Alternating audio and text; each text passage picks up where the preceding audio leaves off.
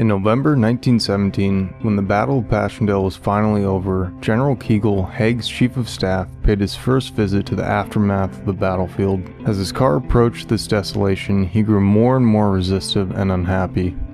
At last, he finally broke down, crying out, "Good God, did we really send men to fight in that?"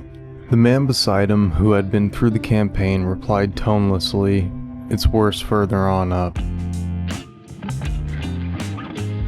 Hitler was actually at the Battle of Passchendaele, fighting on the German side with the 16th Bavarian Reserve Infantry Regiment as a runner, carrying messages through shell fire. Hitler, unfortunately, did not get taken out by any of the 4.25 million artillery shells fired by the Allies during the battle. The pressure wave from a shell alone can cause a concussion, ruptured eardrums, lung injuries, and even death without any fragment striking the person. To this day, Belgian farmers still plow up tons of unexploded shells every year, a phenomenon known as the Iron Harvest. First use of mustard gas was at the Battle of Passchendaele. British troops lived on a diet of bully beef, hard biscuits, stale bread, and water, usually housed in 2-gallon petrol tins, which inevitably tasted of petrol and was a constant source of complaint. The average carry for a wounded soldier was over 4,000 yards, or 40 football fields, requiring 16 stretcher bearers to get him home, 4 relay teams of 4. King George V visited the battlefield after the fighting and reportedly described it as the worst place I have ever seen. It's interesting also who fought on the Allied side. You had New Zealanders, Australians, Canadians, South Africans, Indians, Newfoundlanders, Irish, Scottish, Welsh, British, and then you had the Senegalese skirmishers who were recruited by France. They recruited people from Senegal, Mali, Guinea, Ivory Coast, Benin, and Burkina Faso, a lot of territories in West Africa. And I tried to touch on a lot of the first-hand accounts and just what people experience, because there's so many videos you can find on like the technical aspects of the battle, and but I just find the first-hand accounts so much more crazy to hear about, I guess. The main reason for Haig's push to capture Passchendaele was that German U-boats were stationed along the Belgian coast. Capturing the Belgian coast meant stopping the German submarines from cutting off Allied supplies. But it is debated whether or not Haig's ego also supported this push. On June 7, 1917, the first major operation of Haig's Flanders campaign began.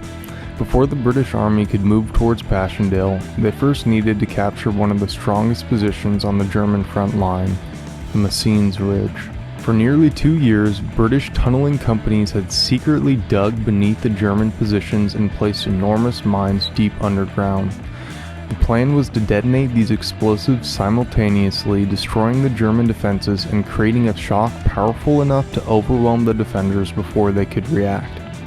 At 3:10 in the morning, on June 7, 1917, the earth itself seemed to explode. For the British soldiers waiting in the trenches, the explosion was the signal that they had been waiting for. Almost immediately, thousands of infantrymen began moving forward behind a carefully planned artillery barrage, but it was absolute chaos and the landscape had been entirely reshaped by the explosion. Brigade Major Walter Guinness later described how difficult it became to navigate the battlefield. The terrain had changed so dramatically that he was forced to rely on a compass because familiar landmarks had disappeared. Roads, trenches, fields had been replaced by a landscape of craters and shattered earth. While there was close quarters combat happening all around, many soldiers just walked around aimlessly in shock, not knowing where they were. But inevitably, the Allies end up capturing Messines Ridge. This set the stage for the offensive. The next battle was the Battle of Pilkem Ridge. In the early hours of July 31st, 1917, more than 250,000 British and French soldiers stood ready to climb from their trenches. At 3:50 a.m., 0 hour had arrived. The entire horizon to the northeast east and southeast erupted into a continuous wall of flashing explosions. Jagged bursts of shell fire lit up the darkness so completely that the battlefield appeared to be on fire. Behind this immense curtain of artillery, the infantry advanced. This was not just drum fire. It was as though hell itself had slipped its bonds. It was as though the enemy was announcing to the world, "Here we come, and we are going to prevail." Hermann von Kohl. For the soldiers who lived through this period, death became an everyday presence. The destruction was so constant that many men became numb to the horror surrounding them. As one soldier reflected, dying loses its horror when it's one's constant companion every day and night. The Allies capture Pilkum Ridge, and next comes the Battle of Langemarck. I remember running like a hare and dodging about to avoid shells, which was absurd. You might as well try to dodge the raindrops in a thunderstorm. John Nettleton, British infantry officer. Captain Martin Littlewood, a Royal Army Medical Corps doctor, recalls running a dressing station on the 18th of August 1917. Heavy crumps all around us, some very near. Another man hit in the doorway. This went on from 11:30 a.m. to midnight. Royal Inniskilling Fusiliers had lain in a shell hole for 9 days.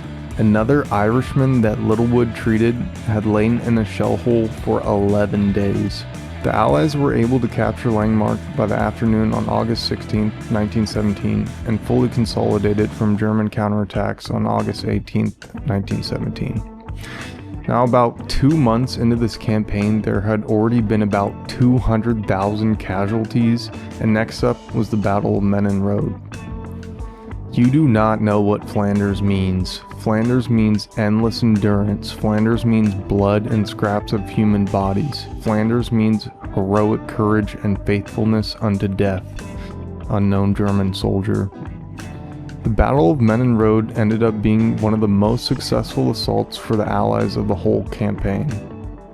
A German soldier, Klein, left a brief description of what it was like to be in one of the counterattack divisions that day. He was a member of 459th Infantry Regiment, part of 236th Division, and when his regiment tried to make its assault, it found the whole area swept by fire. In attempting to get forward and close with the enemy on the slopes to the front, our assault companies and their supporting batteries suffered severe casualties. A direct hit on their command post wiped out 14 of his comrades, and he was wounded in the groin by a fragment of shell, while the corporal lost his mind and began rushing around in a blind panic, foaming at the mouth. Next was the Battle of Polygon Wood, in which 2 Victorian Crosses were won. One of them, Paddy Budgeon, who went out into no man's land at least 5 times to aid the wounded, but on the final occasion was mortally wounded by a shell splinter. He was just 20 years old. Reverend Edward Tan, a chaplain, spent 26th of September at a dressing station on Menin Road and described the heartbreaking scenes as men, those wounded in mind as well as body, were brought in. All through the day, the flow of wounded through the aid post had been uninterrupted, and the floor was just one mass of mutilated, writhing humans. It was terrible to look at. One young KRR, King's Royal Rifle Corps, of 19 years, had his face lacerated and caked with blood. All he could say was, "Shoot me, doctor, shoot me. Do shoot me, please." He died soon after Edward Tan left the aid post. Next was the Battle of Brunseen. During the attack on the 4th of October 1917, Peeler, a private in the 39th Battalion Australian Imperial Force, played a major role in clearing German positions near Brunseen Ridge. Armed with a Lewis gun, he reportedly killed around 30 German soldiers while his unit advanced through heavily defended positions. His actions helped his battalion capture its objectives, and he was later awarded the Victoria Cross, the highest military decoration for gallantry in the British Empire. He's quoted saying, "I never saw the faces of the men I killed. It was them or me." Next was the Battle of Poel-Capelle, which was one of the worst disasters for the Allies in the whole Flanders campaign. Field Marshal Haig ordered an attack for October 9, 1917, but this time the British advanced into an ocean of mud against fresh German defenders. The Battle of Polkapel ended in disaster, yet just 3 days later, Haig ordered another assault on October 12th before the army had recovered. This was the first attempt to seize the Passchendaele Ridge, also known as the First Battle of Passchendaele. Birney spent the day as a stretcher bearer and couldn't carry men away, so he simply dressed them. He hid in shell holes. Something red hot shot through my neck and I fell into a shell hole. I don't remember much for a while until I heard poor old Stephen say, "Are you dead, sir? Are you dead? God help those buggers if they've killed you." But incredibly, Birney survived. He continued working among the dead with a bullet hole in his neck, dodging flurries of shell fire and bursts of machine gun fire. Despite his injuries, he kept going, doling out vials of morphine for those with no chance of survival, and listening with tears in his eyes as they muttered their final words. When he eventually reached a dressing station plastered with mud and blood, he was worn out. As he sat down to have his wound dressed, he remembered a verse from his childhood. "It's not the fact that you're dead that counts, but only how did you die." More than 130,000 rounds of German ammunition rained down that day, and nearly 1,000 New Zealand soldiers were killed, making October 12, 1917 the single worst day in New Zealand's military history. Next came the Second Battle of Passchendaele, in which Haig ordered the Canadian troops to seize Passchendaele.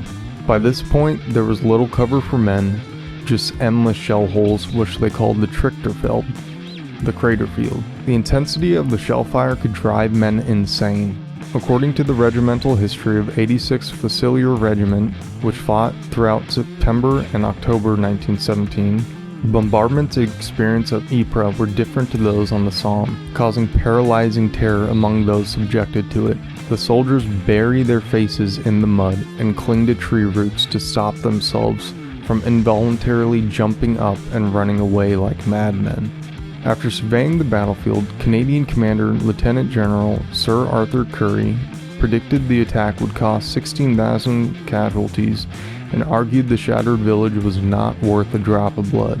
He was almost exactly right, the Canadians suffering 15,654 casualties. During this final battle to seize Passchendaele, the Canadian Corps earned 9 Victorian Crosses. The night before the attack on Passchendaele, Lieutenant Tom Rutherford arranged attack plans at company headquarters as the occasional shell or mortar exploded around their positions. They settled down that night with just a couple chunks of bread for their provisions and no water. On the day of the attack, Rutherford fell into a pool of water 3 feet deep and lost most of his equipment. He later examined his success as down to being just crazy, fighting like a gorilla, and being covered with mud, which made him difficult to spot. On November 6, 1917, after another devastating barrage, all ranks made the assault with a great dash. Under heavy machine gun fire, they pushed onto the village of Passchendaele, clearing cellars and bayoneting any Germans who refused to surrender.